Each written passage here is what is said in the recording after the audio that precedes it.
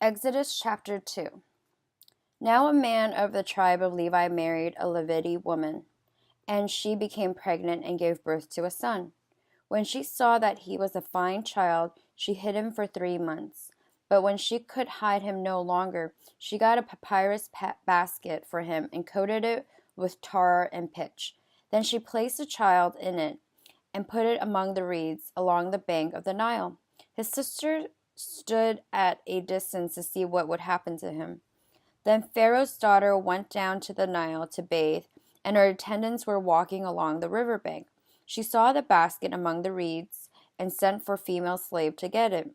She opened it and saw the baby. He was crying, and she felt sorry for him.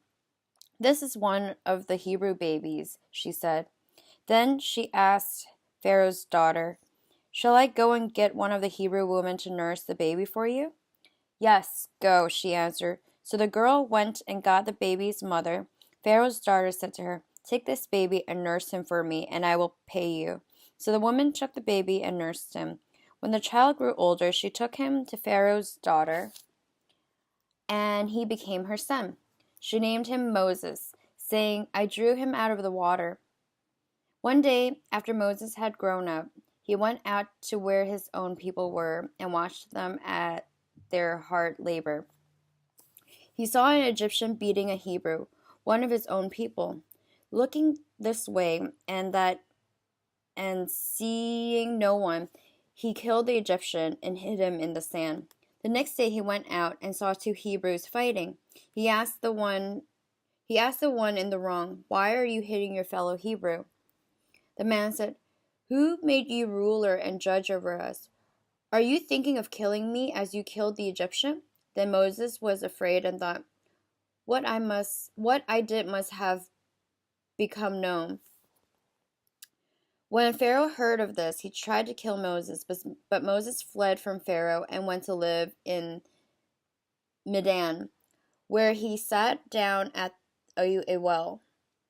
Now a priest of Midian had 7 daughters, and they came to draw water and fill the troughs to water their father's flock. Some shepherds came along and drove them away, but Moses got up and came to their rescue and watered their flock. When the girls returned to Reuel, their father, he asked them, "Why have you returned so early today?" They answered, "An Egyptian rescued us from the shepherds. He even drew water for us and watered the flock." "And where is he?" Reuel asked his daughters. "Why did you leave him? Invite him to have something to eat."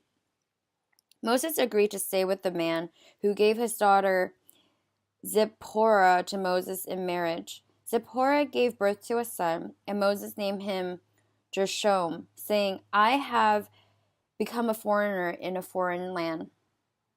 During that last period, the king of Egypt died.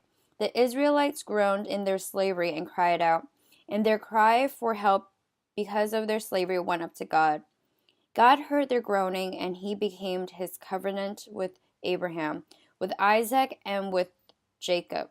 So God looked on the Israelites and was concerned about them.